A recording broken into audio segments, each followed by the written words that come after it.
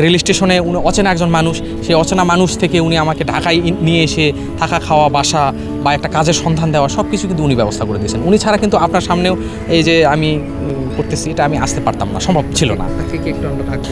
হ্যাঁ নিশ্চয়ই, অবশ্যই সে এখানে আছে এবং আমি তাকে সবসময়, তিনি আমাকে সব জায়গায় নিয়ে যান। আমি ঢাকার অতটাও চিনি না সব জায়গা, উনি আমার সাথেই থাকেন এবং সব সময় আমাকে নিয়ে করে যান। যত যা কিছুর ব্যবস্থা উনিই করেন। হ্যাঁ অবশ্যই অবশ্যই।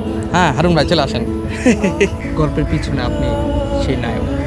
আসলে নায়ক না, ওকে যখন আমি পালাম এটা হচ্ছে কমলাপুর স্টেশনে। আমি একটা ঢাকা কাজে আসছিলাম, আসার পরে ও এক জায়গায় বসে আছে। চেহারা তখন একটু ভালো হয়েছে, আগে চেহারা আরও খারাপ ছিল। বসে আছে মানে খুব অনেকক্ষণ থেকে, আমি ট্রেন মানে আসতেছে না, যাইতে পারতেছি না। পরে ওকে দেখার পর প্রশ্ন করছিলাম যে দেশের বাড়ি কোথায়, দেশের বাড়ি কোথায়। পরে বলে নওগাঁতে। কী হয়েছে এই ঘটনা, পরে জীবনের ইতিহাসটা শুনলাম। শোনার পরে আমি বললাম ঠিক আছে তুমি এক কাজ করো, আমার বাসায় চলো। যাবে আমার বাসায় যাবে? ও আমাকে বললো যে না ভাই আমি আপনার বাসায় যাবো না, যেহেতু চিনি না আপনার বাসায় কীভাবে যাবো। বলছি আমার সঙ্গে চলো, যার পর তুমি যদি ভালো লাগে থাকবে, আর যদি ভালো না লাগে তুমি চলে যাও। ওরা আমার বাসায় গেছে, যাবার পরে ওরে ফার্স্টে ওকে দিছিলাম একটা ফ্যাক্টরিতে দিছিলাম, ওখানে করতে পারে নাই চাকরিটা। তারপরে আবার দিলাম রাজমিস্ত্রির কাজে দিলাম। রাজমিস্ত্রির কাজে তো বস্তা বইতে হয়, ভাই বলতেছে ভাই আমি তো বস্তা বইতে পারি না। হ্যাঁ আমি ওগুলো ছাড়া অন্য কোনো যদি কাজ হয় তো ওই কাজ আমাকে দেন। পরে শেষে বললাম যে ঠিক আছে তুমি যদি একটা কাজ আছে যে কোনো পেশার নাই কিছু নাই, হ্যাঁ তোমার স্বাধীন মতন একটা পেশা আছে, কি পেশা? ওকে ও আমাকে বললো যে তো ভাই রিক্সা চালাই একটা রিক্সার ব্যবস্থা করে দেন, স্বাধীন পেশা। ঠিক আছে আমি তো ওটাই ভাবতেছি, তোকে রিক্সাটাই ব্যবস্থা করে দেবো। পরে ওকে মানে যেখানে গেছে ওখানে তো ওই যে ব্যাটারি চালিত রিক্সা দেয় না, আবার ওগুলো তো জানেও না যে পা রিক্সা এটা দুর্ঘটনা কম হয়। ওই ক্ষেত্রে ওকে বললাম যে ঠিক আছে তুই পা রিক্সা চালা, পরে যখন মোটামুটি একটু পুরাতন হবি তখন তোরে আমি ব্যাটারি চালিত রিক্সা দেবো। পরে ওরা নিয়ে গেলাম, গ্যারেজে নিয়ে যাওয়ার পরে আমার পরিচয়ে একটা ওকে গাড়ি দেওয়ালাম পা রিক্সা।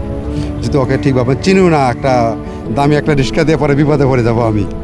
পরে শেষে পরে পা রিক্সা ওকে দিলে, পরে পা রিক্সা চালাতে এইভাবেই হঠাৎ করে মনে হয় ওনার সঙ্গে দেখা হয়েছিল, আর কোন ভাই যেন দেখা হয়েছিল, রিক্সায় গান গাইতে অনেক সাংবাদিকের দেখা হয়েছিল। সাংবাদিক ওই যে আমাদের একজন টিভির সাংবাদিক, ওনার নাম তরিকুল ভাই নাকি? তরিকুল ভাই মানে ওনারে পাইছে। হ্যাঁ পাওয়ার পরে গান শুনছে উনি, পরে ওনাকে নিচে নিয়ে গান একটা গাওয়ার পরে মোটামুটি বাংলাদেশের যতগুলো চ্যানেল আসে সবগুলো ইন্টারভিউ দিয়েছে। দিলে হবে কি, ও যে একটা মাস্টার্স পাস ছেলে, ওর যে একটা ভালো একটা চাকরি হওয়ার কথা, অর্থর অভাবে তো চাকরি হয়নি, যে ওর যে অর্থনীতি দুর্বল আর পরিবারে, এই কারণে তো চাকরিটাও হয়নি। পাশাপাশি ওর যে কণ্ঠ মোটামুটি খারাপ না, একবার খুব ভালো একটা কণ্ঠ, হ্যাঁ আমার কাছে ভালো লাগে। তারপরে ওর কণ্ঠ হিসেবে যে ওকে বাংলাদেশে একজন ভালো একটা সুরকার বা গীতিকার ডাকবে বা ভালো একটা স্টেজে প্রোগ্রাম করবে এরকম নাই। কিন্তু অনেক সাংবাদিক আসতেছে, ইন্টারভিউ নিয়ে যাচ্ছে, প্রতিদিনই একজন দুজন আসতেছে, কিন্তু ও মিঠুনই রয়ে গেছে, কোনো পরিবর্তন নাই। যে কোথাও থেকে ওকে যে 500, 1000, 2000 টাকা দিয়ে ওকে যে সহযোগিতা করবে এরকম কিন্তু লোক বাংলাদেশে এ পর্যন্ত পাইলাম না আমি, যেটা বাস্তব কথা। ওকে এখনও আমি ওরে রুম ভাড়া দিতেছি, খাওয়ানো করুক, জাহাজ সব কিছু আমি চালাইতেছি। ও আসুক, ও বলুক যে আমি মিথ্যা কথা বলতেছি কি না, ওর সামনে কিন্তু কথা বলতেছি। আজকে প্রায় কয় বছর, 1.5 বছর হয়ে যাবে, 1.5 বছর হয়ে যাবে, কিন্তু ওকে এখনও আমি বহন করতেছি। দুঃখ লাগে যে কোনো ব্যক্তি আগে আসলো না, যে একটা ছেলে কণ্ঠ ভালো আছে, বাংলাদেশে কণ্ঠ ভালো আছে, এই ছেলেটাকে কাজে লাগাই আমরা, দেখি না ছেলেটাকে দিয়ে হয় কি না, চেষ্টা করি না, এমন কোনো লোক এখনও আসে নাই বা পাশেও দাঁড়ায়নি। কখনো কি এই মানুষটাকে নিয়ে আপনার বিরক্তি ফিল হয়েছে কিনা? আসলে কি ওকে নিয়ে বিরক্ত লাগে না, আমি আসলে গানকে ভালোবাসি।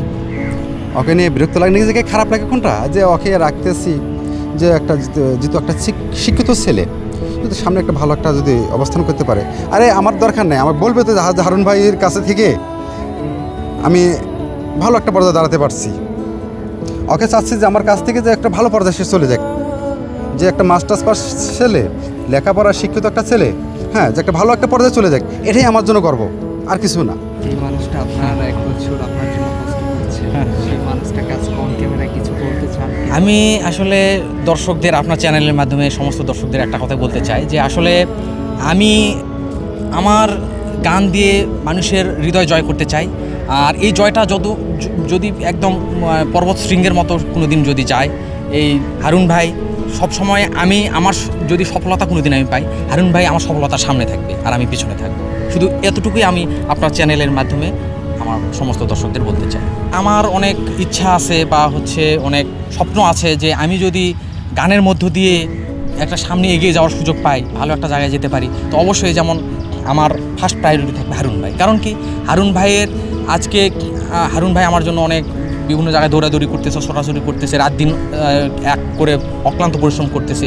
তার অবশ্যই আমার এই মানুষটার জন্য অবশ্যই আমি যদি সেই ক্ষমতা আমার তৈরি হয় ভবিষ্যতে, যে আমি আমার যদি একটা অবস্থান তৈরি হয়, অবশ্যই আমি হারুন ভাইয়ের জন্য অবশ্যই তখন হারুন ভাই তো আমি বললাম যে হারুন ভাই আমার সবসময় সামনে থাকবে আর আমি সবসময় পেছনে থাকবো, এটা আমার নীতি থাকবে সবসময়। আর আমি চাই আমার সামনে যতদিন আমি বেঁচে থাকবো আমি যেন একদম যেমন হারুন ভাইয়ের কাছ থেকে অনেক কিছু শিখতে পারতেছি, মাটির মানুষ কীভাবে হয়ে থাকতে হয়। যেমন মাটিতে অনেক বড় অবস্থানে গেলেও সবসময় যে একদম পাটা যেন মাটিতেই থাকে, এটার এই নীতিটা কিন্তু হারুন ভাইয়ের কাছ থেকে আমি শিখছি এবং সেই নীতিটা আমি মানি। এবং এই যে আমরা দুই ভাই, বড় ভাই ছোটো ভাই, আমরা যেন সারা জীবন আমরা যেন সামনে এগিয়ে যাওয়ার সুযোগ পাই এবং আমার গানের মধ্য দিয়ে হারুন ভাইয়ের যেন সম্মান এবং শ্রদ্ধা আরও উন্নত হয় এবং সামনে সফলতার যেন আমরা মুখ দেখতে পারি। তো আসলে এইভাবে করে চলতেছে, জানি না আমার ভবিষ্যৎ কোথায় গিয়ে দাঁড়াবে।